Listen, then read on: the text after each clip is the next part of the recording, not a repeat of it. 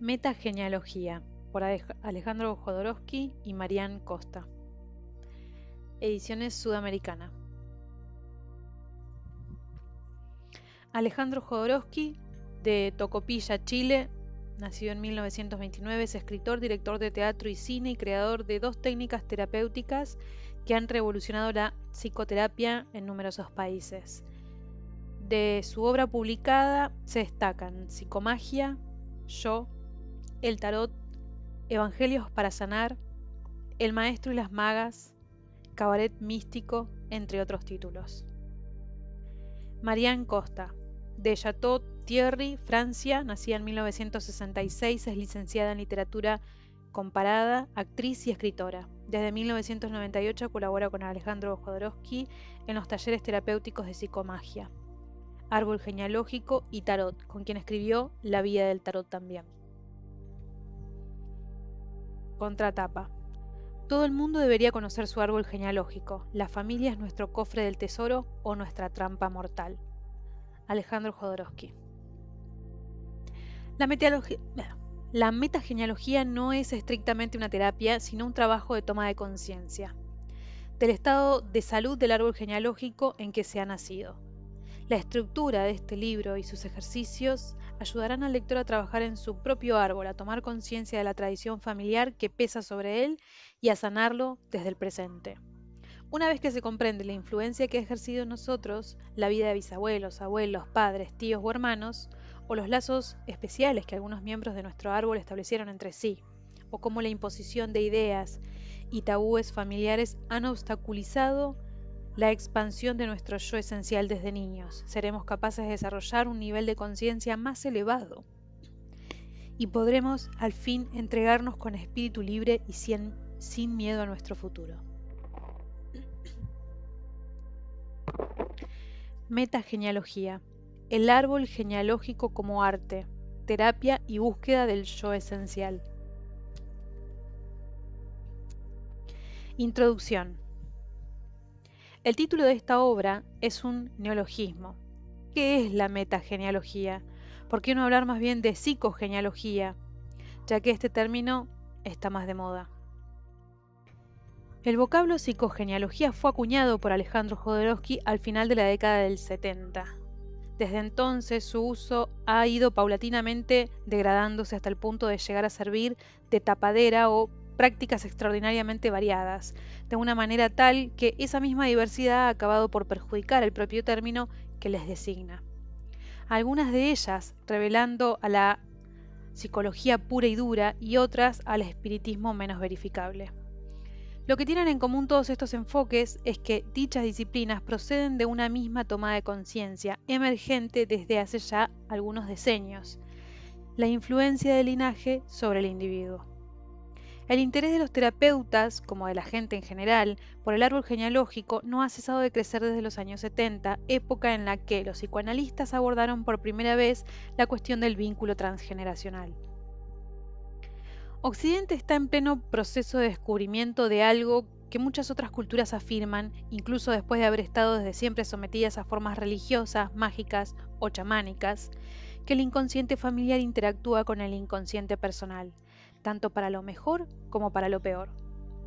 Hoy en día, si alguien concierta una cita para asistir a una sesión de psicogenealogía, se podría encontrar enfrente a un terapeuta diplomado, a un médico o a un energetista. ¿Y qué es lo que lograría de esta sesión? Probablemente un esquema que vendría a ser fríamente un mero inventario de los dones vitales de 5 generaciones de sus ancestros. ¿Acaso algunos mensajes intuitivos provenientes de sus recuerdos energéticos? ¿O quizás una insinuación de que desciende de Carlomagno?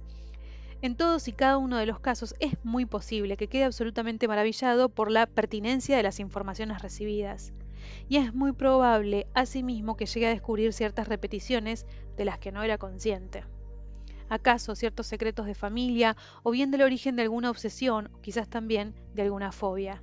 En el peor de los casos se verá tremendamente frustrado por su exceso de intelectualidad y por un diagnóstico frío e inútil. o por el contrario, se sentirá sumamente escéptico ante todo el torrente de desvíos irracionales habidos en una sesión rica en clichés New Age o en necedades sentimentales.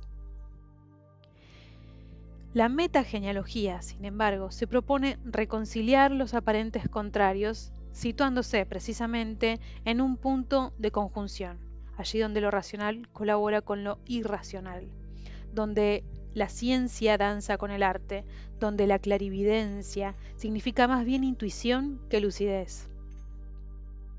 En el lenguaje actual, en el que los conceptos propios de la neurología serán a partir de ahora moneda corriente, se podría decir de que lo que se trata es de equilibrar el hemisferio cerebral derecho con el izquierdo. Pero ¿cómo dar cuenta de una disciplina que está tan sólidamente enraizada en la psicología como en el arte, en la ciencia como en las tradiciones espirituales y esotéricas?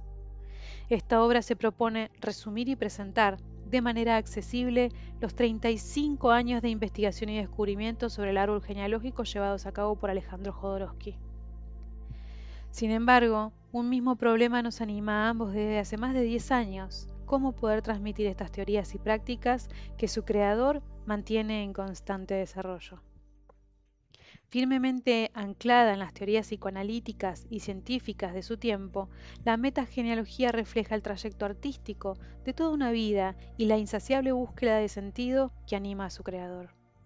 Esta disciplina sugiere que toda enfermedad puede ser entendida como una carencia de belleza y de conciencia, y que curar consiste en convertirse auténticamente en uno mismo. Lo que nosotros nos proponemos escribir es el relato de una doble iniciación, más que un manual, una ya realizada del creador de la metagenealogía y otra que aún está por suceder, la de quien quiera prestarse al juego y emprender con nosotros el camino de la reconquista de su verdadera identidad. Los dos juntos hemos organizado esta narración como si se tratara de un cuento iniciático, y dado que sigue una cronología pedagógica y ejemplar, servirá de hilo conductor a todo lector que desee estudiar su árbol y reflexionar sobre su propio destino. Y queremos agradecer aquí la colaboración desinteresada de Montserrat Tubau, que hizo una última lectura de nuestro libro. Antes de cada capítulo, una introducción escrita en primera persona reconstruye los momentos claves del periplo vital de Alejandro Jodorowsky. A cada uno de estos fragmentos de la vida del autor le sigue un capítulo teórico, apoyado por ejercicios o referencias al tarot, nuestro modelo fundador del trabajo sobre el yo, que sin duda permitirá al lector avanzar un poco más allá en la comprensión y la curación de su árbol genealógico. Asimismo, se completa con otra serie de ejercicios que pondrán en marcha los recursos de atención, creatividad y fantasía, cualidades que nos parecen esenciales en la empresa de reinvención de las raíces, a lo cual se te invita desde aquí. Nosotros esperamos de todo corazón que este doble viaje te sirva, al igual que a los héroes antiguos, para triunfar sobre todos los obstáculos y para conseguir este elixir capaz de transformar perdurablemente tu existencia y la de tu entorno. Dicho elixir, en la teoría de Jodorowsky, lleva el nombre de conciencia. Marian Costa. Glosario. Conciencia con mayúscula, conciencia con minúscula. Se confunden ambos términos, pues conciencia con mayúscula se interpreta como aquello de lo que soy consciente, es decir, aquello de lo que me doy cuenta en vigilia. Pero en realidad, lo que es consciente, y acá es con SC, es aquello que erróneamente llamamos inconsciente. Somos más el inconsciente que la conciencia. Si nos liberamos del concepto de ser conscientes de, la conciencia es lo que realmente somos, una naturaleza indefinible, a la que a veces llamamos alma y otras espíritu. En cambio, lo que llamamos conciencia es la individualidad de la vigilia, una cárcel racional que nos hace creer que solo somos aquello de lo que nos damos cuenta. Fuerza de creación o creadora. Fuerza que proviene de la conciencia cósmica o universal y que nos permite entrar en la conciencia pura sin que nada se oponga a nuestro proyecto de futuro. Fuerza de repetición o imitadora. fuerza dirigida por el grupo familiar y que nos influye con sus creencias, hábitos, tradiciones, restricciones, etc.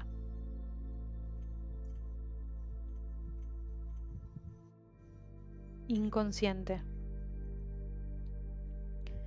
Frente a la actitud psicoanalítica de transformar el lenguaje del inconsciente, sueños, actos fallidos, sincronicidades, en lenguaje articulado y explicaciones racionales, en la psicomagia se trata de enseñar al intelecto el lenguaje del inconsciente, compuesto en su mayor parte de imágenes y acciones que desafían a la lógica. El inconsciente contiene todas las informaciones, imágenes, experiencias, etc., que en esencia se oponen a toda lógica, pero en la forma en que Alejandro Jodorowsky concibe el inconsciente, este no es su enemigo, sino un aliado cuando se le obedece. Introyección. Término del psicoanálisis. El proceso de introyección es aquel por el cual los padres y otros miembros de la familia penetran como arquetipos en nuestro inconsciente. El psicoanálisis define la introyección como la absorción por parte del yo de una característica o un rasgo que ha percibido en el exterior. Se trata, pues, de una apropiación. Metagenealogía. Primero, no es estrictamente una terapia, sino un trabajo de toma de conciencia que supone la comprensión de los elementos del pasado que nos han formado, así como el inicio de un impulso futuro al cual nosotros damos forma. Segundo, los individuos, al mismo tiempo, pueden tener de sus bisabuelos, abuelos y padres una visión positiva y una negativa, convirtiéndose de este modo cada familiar en una entidad doble, una luminosa y otra oscura. Dos campos de energía que, a pesar de oponerse, son complementarios. En el tiempo presente, el espíritu que se materializa colinda con la materia que se espiritualiza, el supraconsciente con el inconsciente, el intento de realizar el futuro con el intento de repetir el pasado, el ser esencial con el ser sociocultural, el deseo de crear con el deseo de imitar. El estudio del árbol genealógico bajo sus aspectos simultáneos y complementarios, tesoro trampa, es lo que aquí llamamos metagenealogía. Núcleo. Impulso infantil, aún por desarrollar hacia la psique adulta. Potencialidad rica en energía vital, energía de la libido y energía afectiva e intelectual, pero también muy frágil, que se expresa de una manera a la vez cándida e irreprimible, sin ninguna clase de autocensura y con una fuerza imperiosa. Si en vez de acompañar el desarrollo de este núcleo los adultos lo paralizan, estableciendo nudos relacionales, el núcleo persistirá hasta más allá de la infancia, convirtiéndose entonces en una restricción para las cuatro energías, en una fijación hacia el pasado y en una vitalidad estancada o calcificada que impedirá a la persona vivir plenamente su destino como adulto. La mayor parte de estos núcleos persistentes proceden directamente de un nudo transmitido por parientes cercanos de la familia, aquejando él mismo a su vez a otro núcleo persistente e irresoluto. Véase también nudo.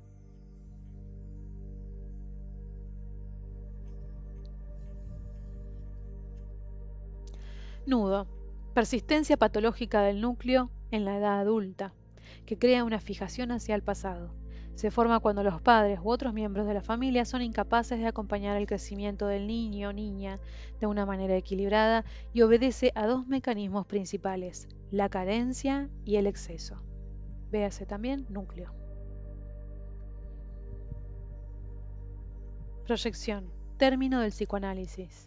Atribuir a otra persona sentimientos que emergen de dentro de nosotros con el fin de protegernos de una situación emocional que no se consigue dominar. Se confieren así a una persona unos defectos o unas cualidades que no existen, pero que sirven para modelarla de conformidad con el modelo familiar preexistente. Psicomagia, técnica terapéutica desarrollada por Alejandro Jodorowsky, que consiste escenificar en la vida cotidiana un acto curativo, semejante a un sueño, para liberarse de un bloqueo inconsciente.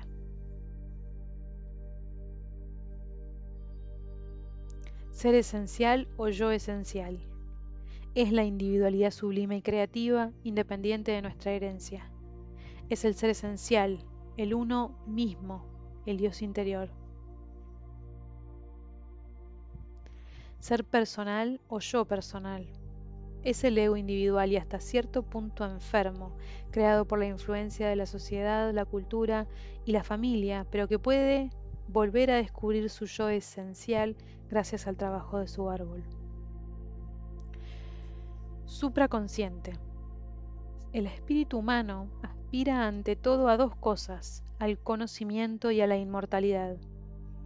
El inconsciente entonces debería concebirse compuesto de dos zonas, aquella que es producto de las experiencias del pasado, incluyendo en ella nuestros vestigios animales, y a la que se podría seguir llamando inconsciente, y a otra que se encierra en potencia las posibilidades de mutación tendientes a desarrollar seres con conciencia cósmica, para nada compuesta por experiencias pasadas, sino por posibilidades futuras, a las que se captan estados poéticos y proféticos, que podría recibir el nombre de supraconsciente. Trabajo en el árbol genealógico. Más que una simple búsqueda sobre la responsabilidad de nuestros familiares en nuestra vida, es una proposición para cambiar el nivel de conciencia. Yo. Imagen artificial de uno mismo creada por la familia, la sociedad y la cultura. Yo social o familiar. La personalidad adquirida formada por la familia, la sociedad y la cultura, desde la cual nos comunicamos habitualmente con los demás sintiéndonos limitados. Yo transpersonal. El yo adulto, consciente de la existencia de los demás, capaz de identificarse con el ser esencial. Metagenealogía. El árbol genealógico como arte, terapia y búsqueda del yo esencial. 1. Metagenealogía. En la confluencia del arte, la psicología y la metafísica.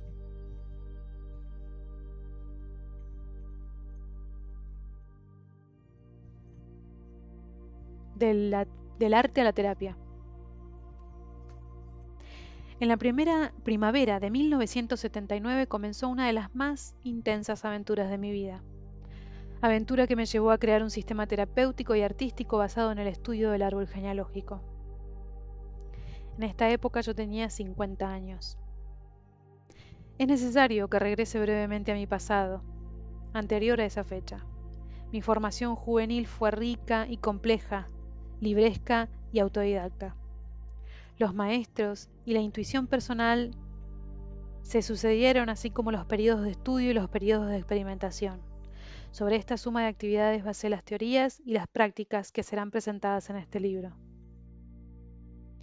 En 1947, después del bachillerato, decidí inscribirme en el Instituto Pedagógico de la Universidad de Chile. Me atraían la filosofía y la psicología. Asistí a diferentes cursos durante 2 años, logrando obtener un diploma en filosofía de las matemáticas y otro en historia de la cultura. Participando en un curso en el que un profesor norteamericano nos incitaba a aprender cómo adaptar a los hombres a la conducta de las máquinas, abandoné escandalizado la universidad para dedicarme a los títeres. Convertí mis representaciones en un psicodrama. Creé muñecos que representaban a mi padre, a mi madre, a mi hermana y gran parte de mi familia. Después de presentar varias obras, comencé a interesarme por la expresión corporal. Pensé que si los sentimientos provocaban posturas corporales, una postura corporal podría provocar emociones. Creé un método de expresión que se iniciaba con una angustiada posición fetal, deseos de morir, y que terminaba con un ser humano realizado, con los brazos abiertos y unido al cosmos, alegría de vivir. Al comienzo, mi finalidad era encontrar un lenguaje físico que me permitiera contar historias, pero a medida que me centré en descubrir los mecanismos de la expresión corporal, Practicando danzas, meditaciones y masajes, me di cuenta de que en nuestro cuerpo se anidan recuerdos de la infancia, incluso del periodo fetal. Aceptaciones, rechazos, residuos psíquicos de diferentes miembros de nuestra familia.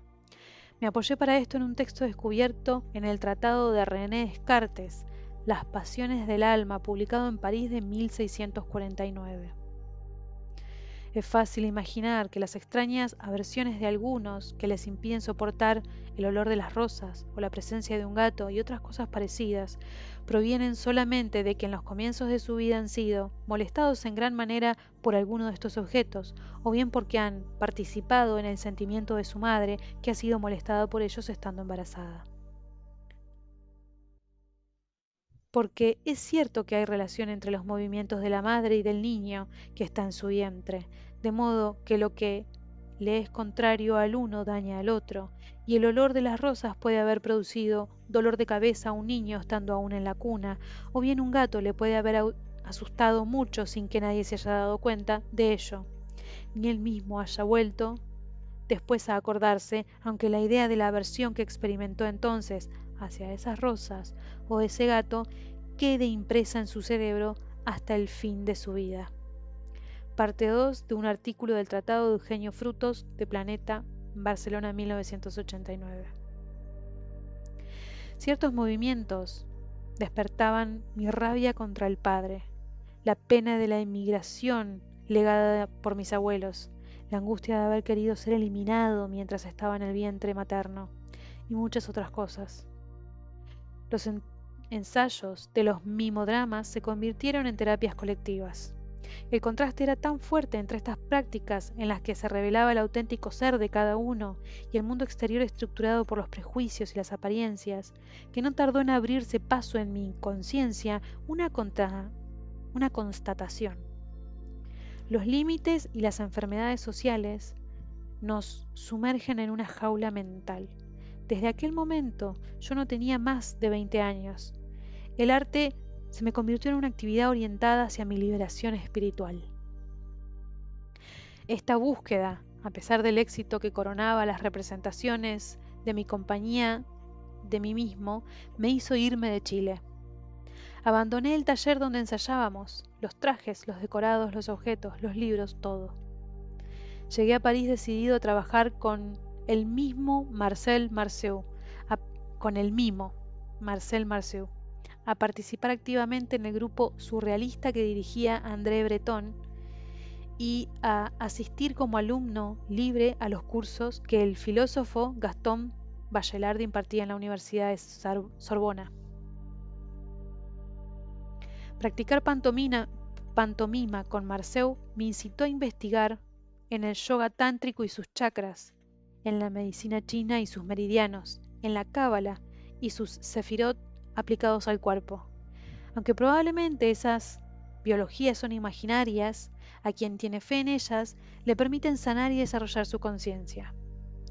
Con los surrealistas, el practicar innumerables cadáveres exquisitos, dejando de lado la racionalidad para escribir dictados automáticos sin pensar, permitió que me familiarizase con mi inconsciente y dejara de considerarlo un peligro, para darme cuenta de que era un eficaz aliado. Como consecuencia de esto comencé a leer fervientemente las obras de Sigmund Freud, lo que me condujo a estudiar a Sándor Ferenczi, Melanie Klein, Wilhelm Steckel, George Grodek, Wilhelm Reich. Los cursos de Bachelard, por su análisis de los elementos primordiales como el agua, el fuego, el aire, la tierra y el espacio, me condujeron a la alquimia. En el libro Metamorfosis del alma y sus símbolos de Carl Gustav Jung encontré un buen guía. En esta época juvenil, aunque de forma primaria, mi mente comenzó a comprender la estrecha relación que existía entre arte y terapia.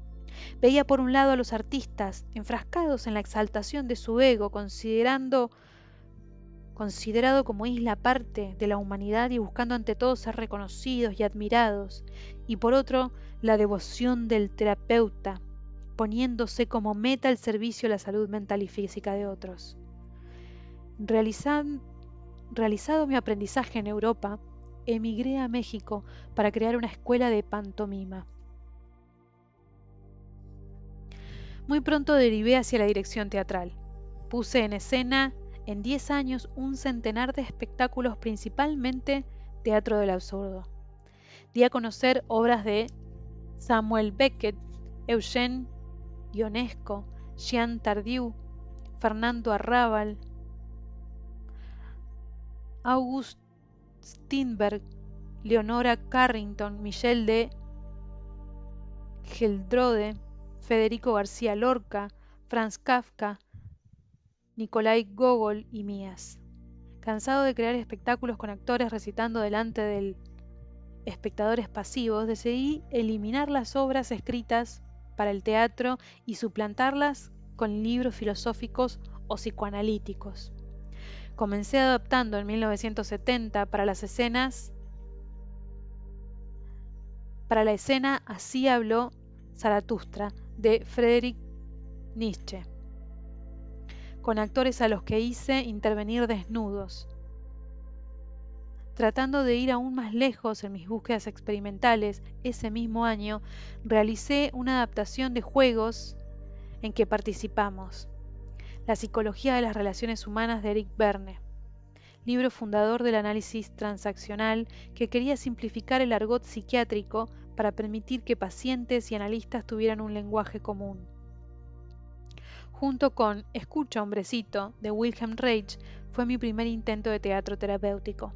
Por sus predicciones, advirtiendo de los peligros ecológicos y por sus juegos de roles entre niños, padres y adultos, el estado del ser sano que ha elegido vivir plenamente en el presente, mi obra, El juego que todos jugamos, tuvo un éxito inmediato, y desde su estreno hace casi 40 años hasta hoy nunca ha dejado de ser representada por diferentes grupos de estudiantes.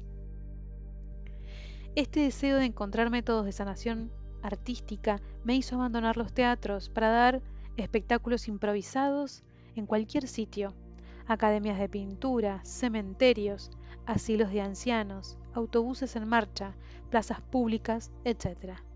Ya no con actores que, riendo, disolverse en un personaje, sino con seres humanos sintiéndose desviados de su esencia real por la familia, la sociedad y la cultura, buscando dejar de ser personajes para encontrar su verdadera personalidad, su ser esencial. Para ello, con sorprendentes improvisaciones, mostraban a los atónitos espectadores sus obsesiones mentales, emocionales, sexuales y sus terrores materiales.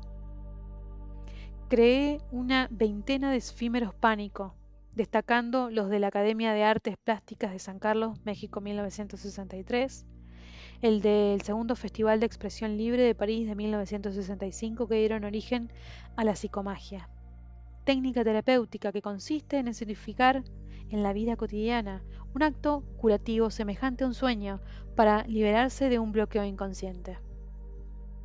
Con estos actos me opuse a esa actitud psicoanalítica de transformar el lenguaje del inconsciente, sueños, actos fallidos, sincronicidades, en lenguaje articulado y explicaciones racionales, y opté por enseñar al intelecto, el lenguaje del inconsciente compuesto en su mayor parte por imágenes y acciones que desafían la lógica. La palabra revela un problema, pero no lo cura. Las únicas palabras sanadoras que entiende el inconsciente son los rezos y los encantos. Ay, qué hermoso, me lo voy a anotar.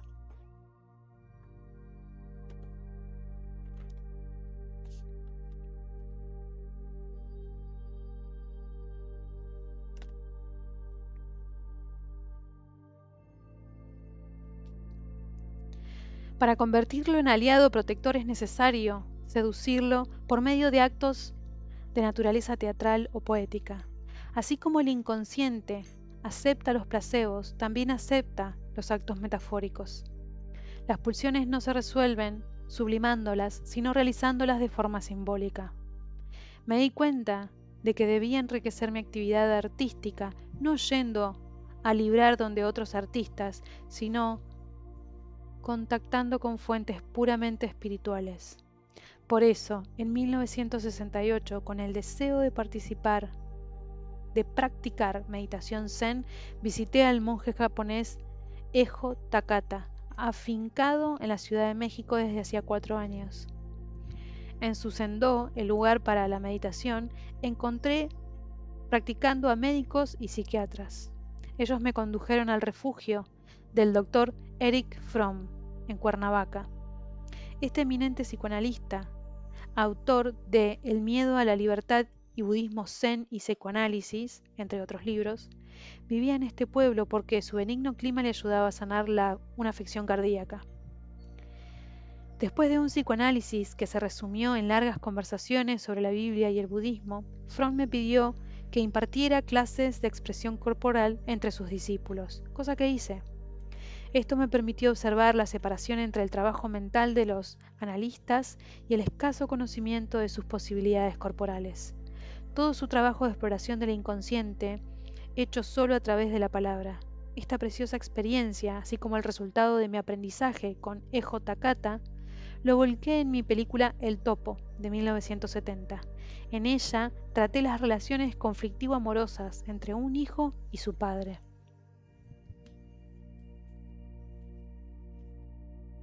El Topo se convirtió en un filme de culto, y el entusiasmo de John Lennon facilitó que a través de su productor, Allen Klein, yo obtuviese el dinero necesario para realizar mi siguiente película, La Montaña Sagrada, de 1973. Volví a plantearme un arte capaz de enriquecer la conciencia del público. Quiero que un espectador, al ver este filme, salga del cine cambiado para toda su vida. Estas esperanzas exageradas me invitaron a realizar estudios psicológicos, esotéricos, simbólicos, religiosos. Para ello recurrí al creador del método del desarrollo espiritual, Arica, el maestro boliviano Óscar Ichazo. Con él realicé una serie de ejercicios, en especial sobre un esquema metafísico, psicológico del origen islámico, el eneagrama. Un sistema caracterológico compuesto de 9 aspectos distintos del yo. La realización de este filme se convirtió en una experiencia a la vez que artística, de desarrollo espiritual y de investigación psicológica. Me interesé por las obras de René Guénon y sus análisis sobre simbología tradicional, al mismo tiempo que absorbí los trabajos del Dr. Fritz Perls, uno de los creadores de la terapia Gestalt. La continuación de esta búsqueda se desarrolló a partir de 1974, época en la que cambié otra vez de continente para establecerme en Europa y comenzar un nuevo periodo en mi vida. El productor francés Michel Seydoux me contrató para que realizara el filme Dune, inspirada en la novela del mismo nombre de Frank Herbert.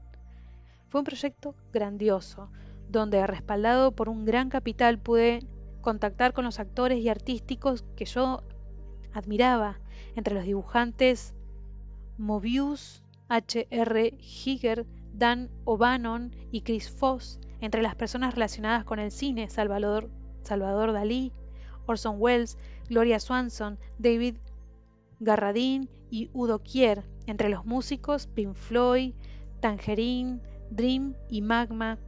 A pesar de que elaboramos el guión durante 2 años, la película, por motivos de distribución en Estados Unidos, no se pudo realizar.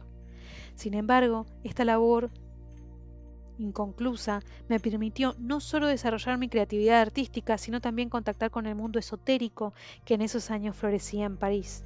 Entonces me inicié en Cábala con el sabio A. D. Grad, autor de tratados como El libro de los principios cabalísticos, en magia gitana, con el especialista Pierre d'Erlon, y también aprendí del físico matemático Jacques Rabatin, creador de una teoría sobre el poder de las ondas emitidas por las formas, no solo las tridimensionales, sino también las dibujadas.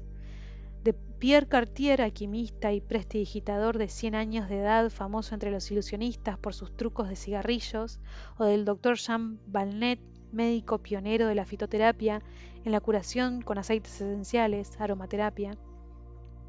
Durante esos 2 años, todas las mañanas muy temprano, guiado por esos iniciados, antes de ir a trabajar en mi proyecto cinematográfico, apenas abría en la Biblioteca Nacional, me sumergía en los viejos libros escritos desde 1700 sobre esa monumental máquina metafísica que es el Tarot de Marsella. El doctor Valnet me presentó a su mejor colaborador, el eminente fitoterapeuta Jean-Claude Lapras, quien los fines de semana me enviaba a 4 de sus pacientes para que investigara, a través de las cartas, las raíces psicológicas de sus enfermedades. Fue un periodo de aprendizaje intenso, en el que se realizó en mi espíritu la unión entre arte, espiritualidad y terapia. Para sanar una enfermedad no podemos limitarnos solo a lo científico. La mirada de un artista equilibra la de un médico, capaz de comprender los problemas biológicos, pero que carece de las técnicas necesarias para detectar los valores sublimes sepultados en cada individuo. Para que sane es necesario que el paciente sea lo que en verdad es y se libere de la identidad adquirida, lo que los otros han querido que sea. Toda enfermedad proviene de una orden que hemos recibido en la infancia, obligándonos a realizar lo que no queremos, y una prohibición que nos obliga a no ser lo que en realidad somos. El mal, la depresión, los temores resultan de una falta de conciencia, de un olvido de la belleza, de una tiranía familiar, del peso de un mundo con tradiciones y religiones obsoletas. Para sanar a un paciente, o sea, ayudarlo a convertirse en lo que en verdad es, se le ha de hacer consciente lo que no es un individuo aislado, sino el futuro de al menos 4 generaciones de ancestros. El fruto de al menos 4 generaciones de ancestros. Es posible conocernos a nosotros mismos. Es imposible conocernos a nosotros mismos si no conocemos el legado material y espiritual de nuestro árbol genealógico. Pero las estructuras del clan familiar no deben ser objeto de interpretaciones restrictivas que analizan al ser como si fuera una máquina biológica. Las grandes teorías psicológicas del siglo XX emanan de geniales médicos psiquiatras como Freud, Grodek o Reich, pero en sus seguidores se desarrolló la creencia falsa, nociva, de que para conocer el alma humana, toda búsqueda debe inspirarse en procesos de investigación científica. Carl Gustav Jung en 1929 se hizo consciente de esta confusión intelectual. El intelecto es efectivamente un enemigo del alma, porque tiene la audacia de querer captar la herencia del espíritu, de lo cual no es capaz bajo ninguna circunstancia, porque el espíritu es bastante superior al intelecto, dado que aquel comprende no solo a este último, sino también al corazón. El ser humano consciente no puede ser analizado como un todo fijo, un cuerpo-objeto sin realidad espiritual. El inconsciente, por esencia, se opone a toda lógica. Si es reducido a explicaciones científicas o enseñanzas universitarias, se le convierte en cadáver. Jung agrega: por eso sé que las universidades han dejado de actuar como portadoras de luz. La gente está saciada de la especialización científica y del intelectualismo racionalista. Quiero oír acerca de una verdad que no estreche, sino que ensanche, que no oscurezca, sino que ilumine, que no se escurra entre uno como agua, sino que penetre conmovedora hasta la médula de los huesos. He aquí por qué ningún diploma puede garantizar la calidad de un psicoterapeuta. Ayudar al otro a sanar supone no solamente comprender de qué sufre, sino también poner a su alcance los elementos necesarios que le permitan cambiar. El médico o el cirujano establecen su diagnóstico y a continuación recurren a la prescripción del medicamento o a la intervención quirúrgica, pero a menudo el supuesto terapeuta no es capaz de establecer un diagnóstico y después de haber revelado al paciente la causa de su trauma y de que éste le pregunte: ahora que conozco el origen de mis problemas, ¿qué puedo hacer?, no es capaz de ayudarlo a encontrar la respuesta. En las culturas primitivas, el chamán, generalmente un artista experto también en plantas medicinales o alucinógenas que permiten viajar hacia otras realidades ejerciendo una acción terapéutica, es a la vez el curandero y el remedio, hombre medicina o mujer medicina, fuente de información viva que permite al ser que sufre redescubrir sus propios recursos. Cuando uno deja de obedecer los dictados universitarios, todos los enfoques tienen algo que ofrecer.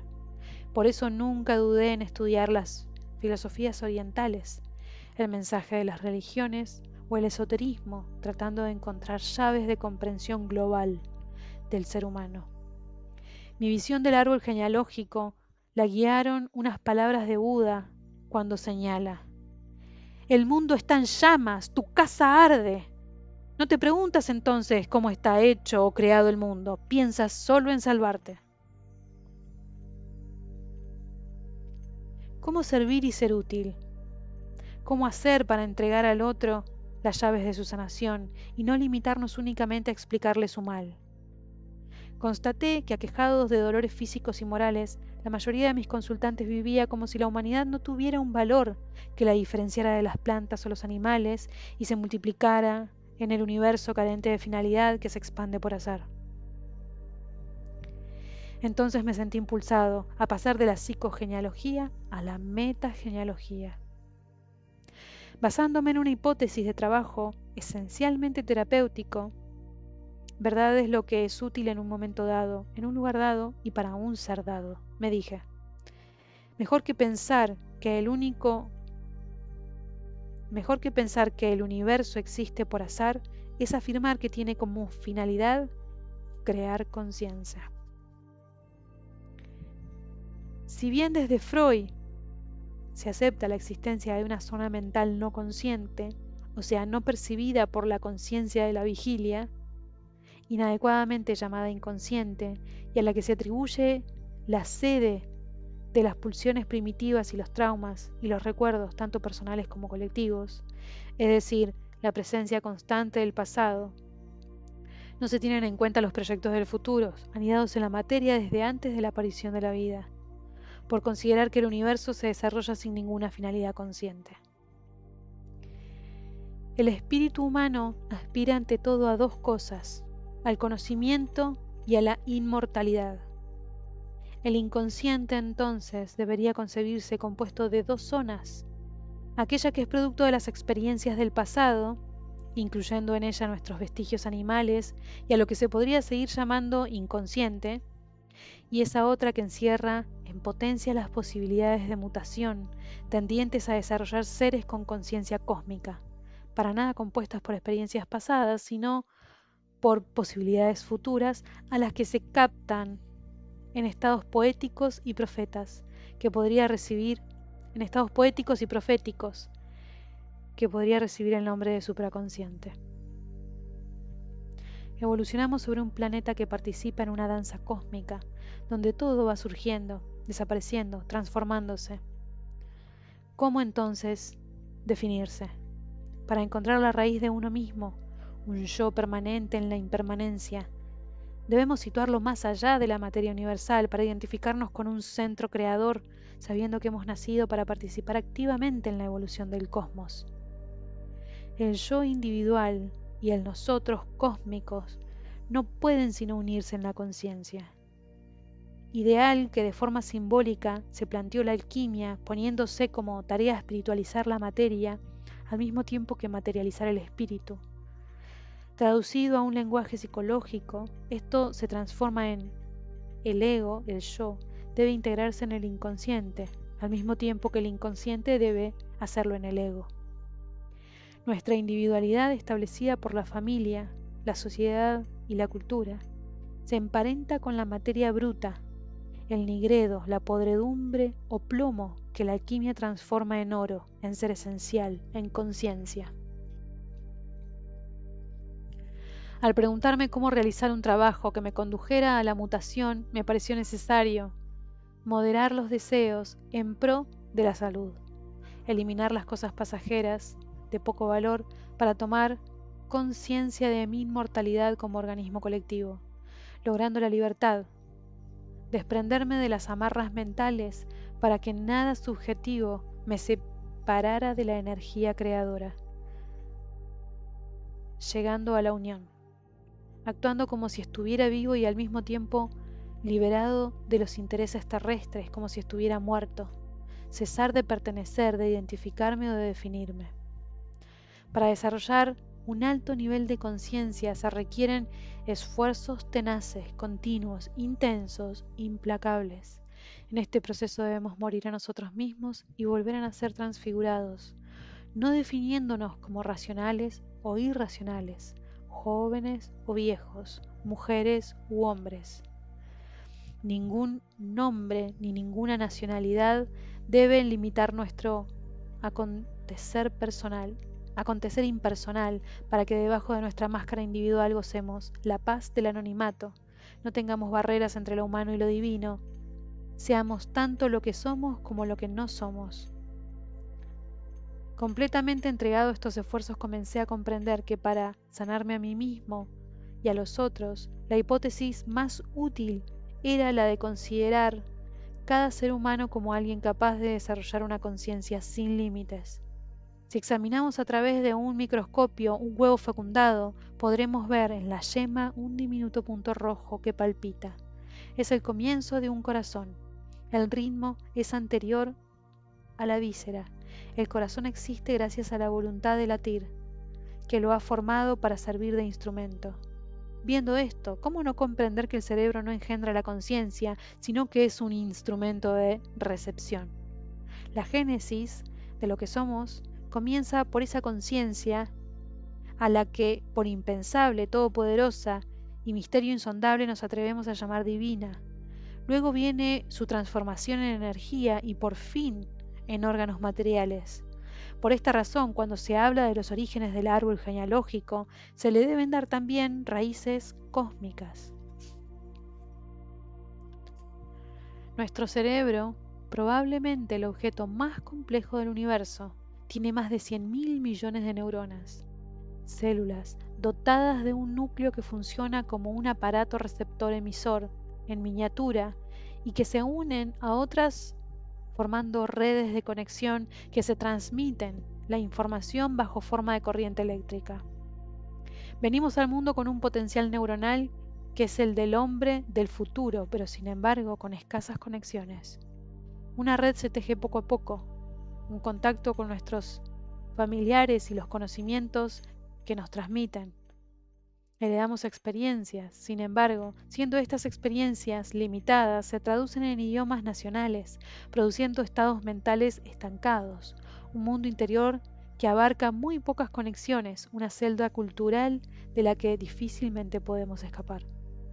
La energía que circula por las neuronas, que los científicos definen como eléctrica, muy bien puede ser pensada como una manifestación de la conciencia universal que tiende a crear en nuestro cerebro una estructura formada por la totalidad de conexiones posibles entre sus células. La mente grandiosa del hombre futuro. Igualmente podemos pensar que esta misteriosa energía tiende a unir todas las conciencias que pueblan nuestro universo. La voluntad familiar, social, cultural, lucha porque el individuo obedezca a la voluntad de los antepasados, que en la mayoría de los casos, por acumulación de ideas, sentimientos, deseos y necesidades heredados, contraría el proyecto espiritual y lo sumerge en bajos niveles de conciencia. El árbol genealógico actúa como una trampa, imponiendo a la perfección del proyecto cósmico de los descendientes sus límites materiales y psicológicos, mezclando temores, rencores, frustraciones, ilusiones. Ya en el vientre de la madre el feto recibe la orden de imitar el modelo legado de sus ascendentes. La familia no acepta la creación pura y simple, venida de la nada, sin modelo exterior. Todo individuo es el producto de dos fuerzas, la fuerza imitadora dirigida por el grupo familiar, actuando desde el pasado, y la fuerza creadora, manejada por la conciencia universal desde el futuro. Cuando los padres limitan sus hijos, obligándolos a someterse a planes, a consignas, serás esto o aquello, te parecerás a tal, nos obedecerás y propagarás nuestras ideas y conciencias. Desobedecen los proyectos evolutivos del futuro, sumiendo a la familia en toda clase de enfermedades físicas y mentales. La conciencia, desde los primeros instantes de su individuación en el feto, padece este conflicto entre crear o imitar. Cuando el niño al nacer presenta pocos trazos psicológicos calcados de sus progenitores, podemos pensar que es la conciencia quien fue capaz de vencer la influencia de los modelos que deseaban embutirle las generaciones precedentes de la familia. Si por el contrario el niño se convierte en la copia de sus padres o abuelos, la conciencia fue derrotada. Las almas creadoras son escasas, las almas imitadoras forman legiones. Las primeras deben aprender a comunicar y sembrar sus valores. Las segundas deben liberarse de sus modelos y aprender a crear, es decir, a llegar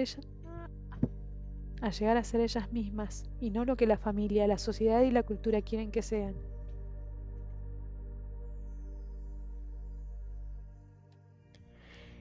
El clan actúa como un organismo. Cuando uno de sus miembros experimenta un cambio, todo el conjunto reacciona, positiva o negativamente. Un árbol hermoso que da frutos ponzoñosos es un mal árbol. Un árbol retorcido que da frutos saludables es un buen árbol.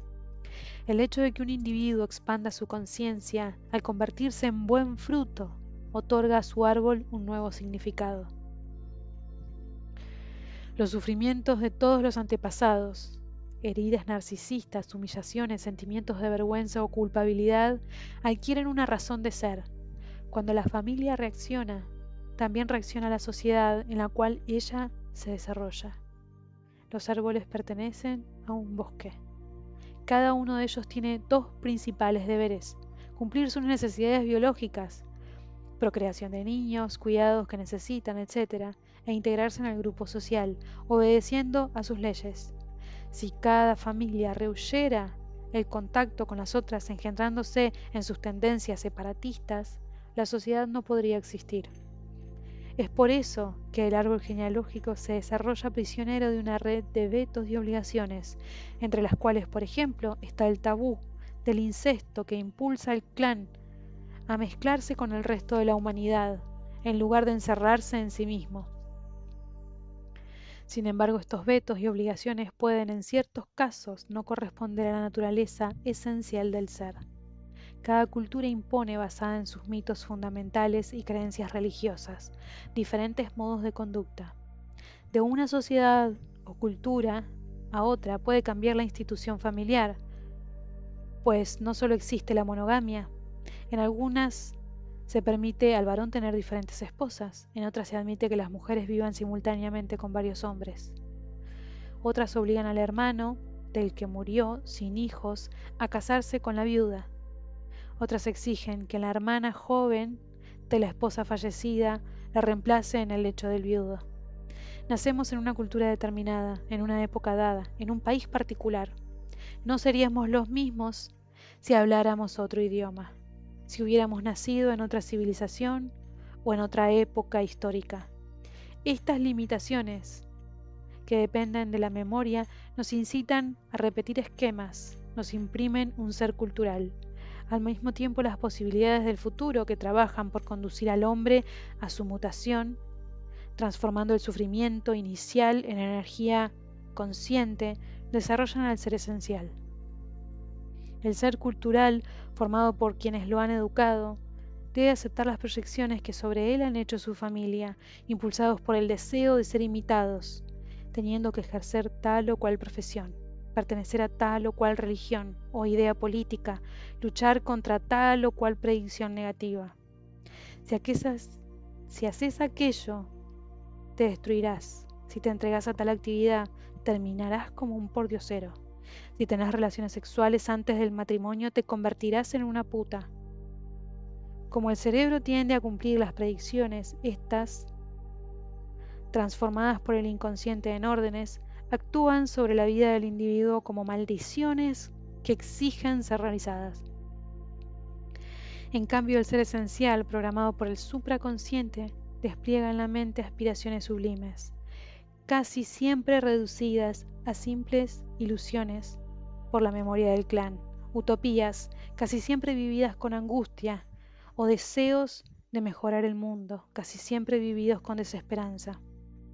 En todo momento el ser cultural, el ser esencial, se entremezcla, a veces batallando, otras uniendo sus fuerzas. Bisabuelos, abuelos y padres se funden en nosotros, tanto para lo mejor como para lo peor. Las fuerzas de repetición y de creación en su dinámica sin fin nos impulsan a la vez hacia la repetición de lo mismo y a acceder a lo que somos auténticamente. Los individuos al mismo tiempo pueden tener de sus bisabuelos abuelos y padres una visión positiva y otra negativa, convirtiéndose de este modo cada familiar en una entidad doble, una luminosa y otra oscura. Dos campos de energía que a pesar de oponerse son complementarios. En el tiempo presente, el espíritu se materializa, colinda con la materia que se espiritualiza. El supraconsciente con el inconsciente, el intento de realizar el futuro con el intento de repetir el pasado. El ser esencial con el ser sociocultural, el deseo de crear con el deseo de imitar. El estudio del árbol genealógico bajo sus aspectos simultáneos y complementarios. Tesoro y trampa, lo he llamado metagenealogía. Dado que el estudio de la genealogía es esencialmente una comprensión del significado esencial de la pareja humana, al igual que en el tarot el papa lo complementa a la papisa, el emperador una emperatriz, al sol una luna, me pareció fundamental que este libro fuese escrito por una pareja. Ya en el libro La vida del tarot tuve la suerte de colaborar con Marian Costa. Me pareció que ella, por entender profundamente mi concepción del árbol genealógico y por haber practicado con consultantes durante más de 10 años, era la colaboradora ideal. Sin contar con su colaboración en esta obra, nunca hubiera podido ser llevada a cabo. Para orientarse en este trabajo, fundamentos de la teoría jodorowskiana.